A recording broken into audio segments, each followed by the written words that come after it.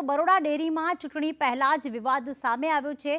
ચૂંટણી પહેલા મત આપવાના ઠરાવ મુદ્દે વિવાદ સર્જાયો। સાવડી તાલુકામાં મતાધિકારના ઠરાવને લઈને વિવાદ સમલાયા। દૂધ ઉત્પાદક મંડળીના પ્રમુખ અને મંત્રી સામે ઠરાવ કરવામાં આવ્યો। સભાસદોને કોઈ જાણ ન કરવામાં આવી અને આ વિવાદ વકર્યો છે કારણ કે તેમને જાણ કર્યા વગર ઠરાવ કરવામાં આવ્યો છે। સભાસદોએ આક્ષેપ કરી ઠરાવ રદ કરવાની માંગ કરી।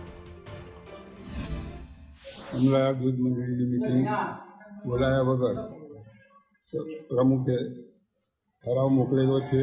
એ ઠરાવ રદ થવો જોઈએ। અમને વિશ્વાસમાં લીધા નથી। મંડળીએ કોઈ અમારા એજન્ટો કે દાન કરી નથી।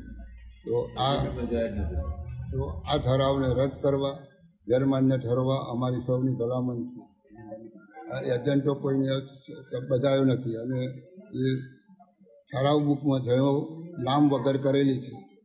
તો આ